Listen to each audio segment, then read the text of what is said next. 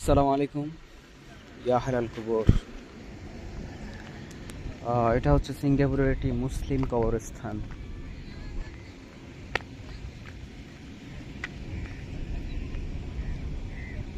এখানে শুয়ে আছে